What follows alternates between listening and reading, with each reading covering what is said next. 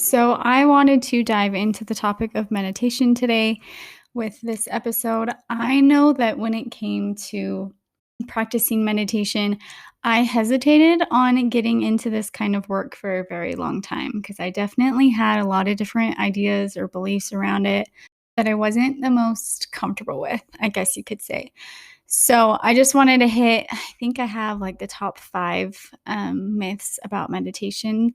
I went and Googled these, and they were also like the top five that showed up for other people as well. So, just wanted to hit on them, give you my opinion, and hope that maybe that helps you. And if you relate to it, awesome. And if you want nothing to do with it, then, like I always say, take what aligns with you and leave what doesn't. So, the first topic that I wanted to talk about was that in order to do meditation, you have to be like sitting down with your legs crossed, kind of the typical pose that you see people do that represents meditation, where their legs are crossed, their arms are out. Usually they have their fingers with like their thumb and their pointer finger touching. Like there's a lot of different ideals of what people, I guess, look like when they're meditating. And this is not like what you're expected to do at all. So for me personally, I do not have a little like meditation space that I sit in the corner and cross my legs and do my meditation. I honestly, 90% of the time, am doing meditations in my bed. I'm usually laying down, like, and if I am on the floor, I'm usually laying on the floor. I know that for myself, I am not the most comfortable when I'm sitting down and I don't have anything like behind my back to support me. I'm, of course, young. I'm 31. I'm in good shape, but it's just not the most comfortable position for me. So, like, if that's not comfortable for you, don't do it like that. Like, honestly, do what you need to do in order to be able to do these kind of practices. If meditation is something that you're interested in and it's really hard for you to sit down on the floor with your legs crossed, then figure out a different way to do it that works for you. Like, sit in a chair, have your legs down on the floor, the end pose that you lay in yoga class. Like, just lay on the floor and get comfortable and do a meditation. And if you fall asleep, you fall asleep, and that's totally fine because that means it's what your body needs. Of course, over time, you want to develop the practice to be able to stay a little bit more conscious, but like, figure out what works for you and let that be okay. Like, you don't have to be doing what everyone else is doing in order to be able to do this practice consistently. Forget the idea that you have to be sitting in some certain kind of posture. Just get comfortable and start practicing meditation. Do whatever you need to do for you and go from there. The second one is about having to meditate in the morning. There is a lot of science and studies that show that it is easiest to meditate in the morning because your mind is the most clear. When you're in the middle of the day is when you're kind of more exhausted. You've had all of the different things that you've had to deal with throughout the day coming at you. And it is a lot harder to quiet your mind during those times and kind of settle down into a meditation. But also, those times are the best because it's when you need it the most. So please be open with your routine, is what I'm trying to say. I know personally in my practice, I had a habit for like a good solid year where I would wake up and do meditation first thing in the morning. But it was hard to keep to that schedule and like that mindset because if I woke up and for whatever reason, I wasn't able to do my morning meditation, I had this mentality that like my day was going to be bad. Like it was like, I'm already starting off bad. And I would get down on myself so much because I didn't practice first thing in the morning. And so it wasn't even the fact that I didn't meditate that was ruining my day. It was the fact that I had the mindset that, oh, I didn't get my meditation in. This is going to be a bad day. So just be gentle with yourself. If you're someone that thrives with a really strict routine, awesome. Let that fuel you. Let that continue to help you. But if you fall off, like, don't hate on yourself and don't don't be so hard on yourself. Give yourself a little grace and just know that if you do a meditation in the afternoon, then you're golden and you can check it off your list. So with all these practices, make them work for you. If you need to do a meditation in the middle of the day, do it in the middle of the day. If all you have is your lunch break, do it on your lunch break. If all you have is before you go to bed, do it before you go to bed. I honestly have been doing meditations the most right before I go to sleep because I'm trying to get my mind in a good state right before I fall asleep, because I know that where my mind is before I go to bed is also the state of where my mind is going to be when I wake up in the morning. So trying to set that habit of getting in a good headspace right before I go to sleep. And that way, I can get a good night's rest because my mind is a lot more relaxed than it normally is. That's what has been working for me lately. And just chill. Don't stress about it. Which brings me to number 4, which is the excuse that you don't have enough time. This is a big excuse that I know holds so many people back, and I know definitely it held me back a lot of the time. But honestly, like, get super honest with yourself about this, because if you have time to listen to this podcast, and if you have time to check your Instagram for 10 minutes out of the day, you have time to meditate. This is the one where you really have to call yourself out and be like, no, you don't have time for the things that you want to do in your life. You have to make time for the things that you want. And if it's something that you really want to incorporate into your daily life, you figure out a way to do that. And here's the thing, it doesn't have to take a long time. I know that I really got involved with Dr. Joe Dispenza's meditations for about a year, and those meditations are long. He has some that are shorter, but those are kind of for the people that aren't as familiar with his work. And the people that are very familiar with his work know that his meditations are at least bare minimum 30 minutes and usually an hour and 20 minutes or something. They are long meditations. So those ones you definitely have to make a schedule for.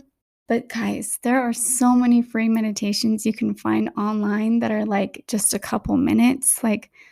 Just go and Google a meditation on YouTube and you will have so many options available for you. So this is the one where I'm going to say you have to be a little strict with yourself. So please, if you are on Instagram scrolling for any amount of time throughout the day, please do not come to me and say that you don't have enough time. Point blank, period. We're done with that one. So moving on to number 5, the myth is that you have to quiet your mind. I, for the longest time, thought that that was the meaning of meditation, was to quiet your thoughts.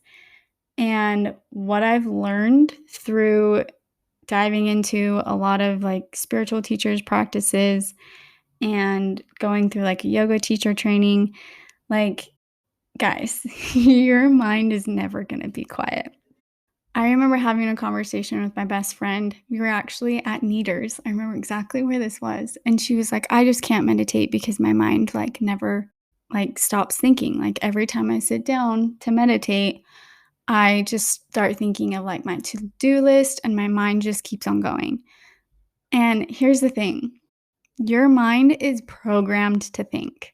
That is its purpose. It is here to think. It is here to analyze. It is here to keep you safe. And that thing is going to be running 24/7 because it never sleeps. It keeps on going while we're asleep. Hence why we have dreams and all of these other things. Our mind does not stop thinking, and that's a good thing. It needs to think. It needs to protect us. It needs to constantly be there for us. So what the point with meditation is to try to slow down your thoughts, not stop them because they're never going to stop, but it's also about being okay with that chatter and not listening to it. You're always going to have distractions. You're always going to have things going on in your mind. But the purpose of meditation that I believe or I have found is that it's about being like the gentle observer of your thoughts. It's not attaching to your thoughts and letting them run wild and letting your emotions get caught up in them, but it's just building that awareness around your thoughts and being okay with wherever they go and not attaching to them. So this is the biggest thing with meditation is you're not trying to quiet your mind. You're just trying to quiet the reactive mind. And a lot of people do meditations to really tap into their intuition. So we don't want it to be silent. We want to be able to slow down the thoughts, to slow down the anxiety in our body, and to really tap into who we are, to really tap into what we know. And if you have any type of belief in God, of any form, like I believe that everything is connected, and I believe that we all have like an inner knowledge and an inner knowing. Whether or not you consider that to be God, that's up to you.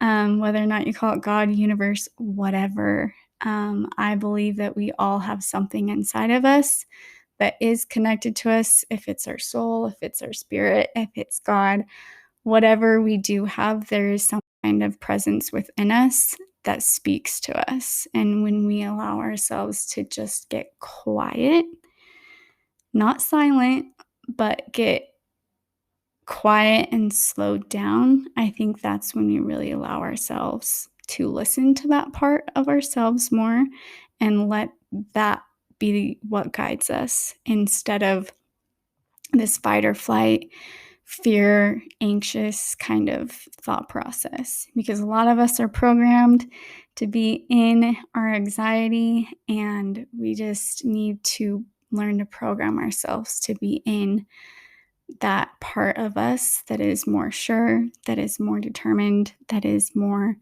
honest.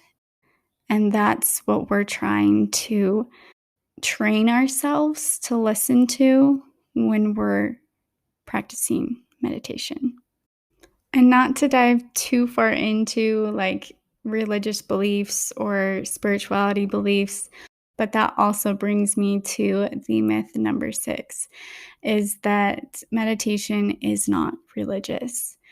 So, I've said this before in my podcasts, growing up in a religious culture, like I really struggled with the idea of meditation because it was a part of the spiritual community. And when I say spiritual community, I'm air quoting here. But to me, again, like I've said and like I've come to learn, or I guess where I've adopted my thoughts and beliefs to now, is that I really do believe everything's connected again. So, with that being said, God, source, energy, universe, whatever you want to say, whatever you want to call it, I personally believe that at the core of all religions, we're all talking about the same things, but we're all interpreting it in different ways. So, different cultures have different beliefs and they interpret that through different practices, but ultimately, at the core of them, they're all really similar, at least in my opinion. I can say that I do believe meditation is closely related to prayer.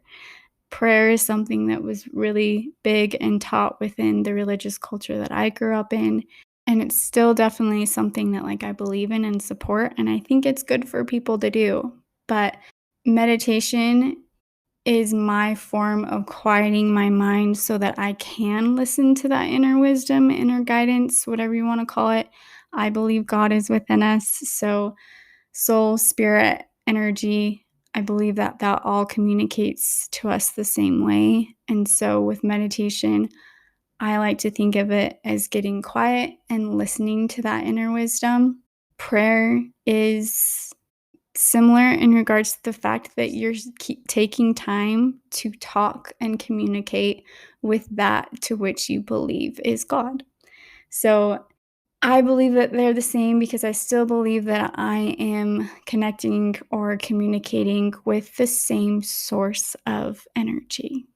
because who the heck knows what God actually is or what form it actually exists in. But I personally have adopted them to be the same. So I don't see them as two separate things. I just see them as different practices to connect and relate to the same thing, to connect and relate to whatever it is that you believe in. So that's my take on that. You are totally free to believe in whatever you believe in. So don't let me sway you in any way. But I know that's what's made me feel comfortable with practicing meditation while having a religious background. With all of that being said, those are the top myths that I've come across.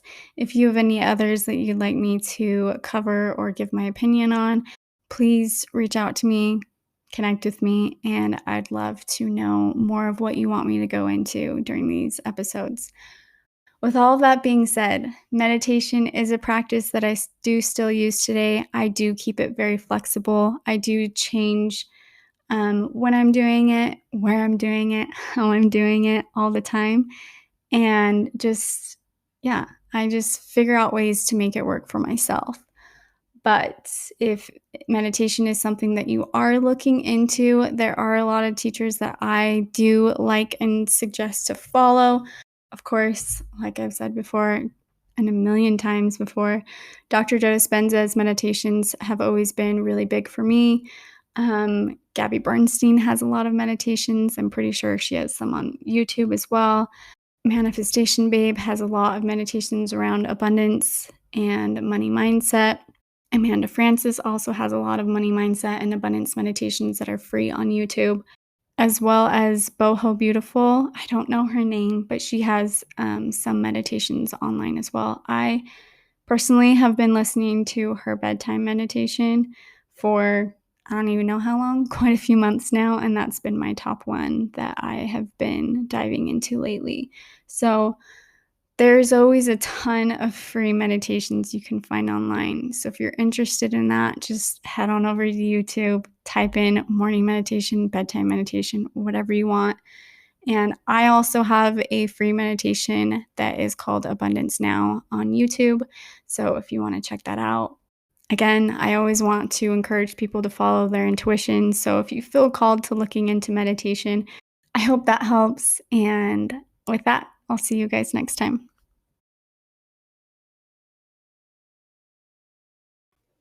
As always, thank you guys for listening. And if you're wanting more content from me, you can follow me on Instagram or TikTok at aligned.life. And I will be releasing new podcasts every Thursday. So if you want to keep in touch, please do. And I hope you have an amazing night, day, morning, whatever it may be for you. So we'll talk to you soon. As always, thank you guys for listening. And if you're wanting more content from me, you can follow me on Instagram or TikTok at aligned.life. And I will be releasing new podcasts every Thursday. So if you want to keep in touch, please do. And I hope you have an amazing night, day, morning, whatever it may be for you. So we'll talk to you soon.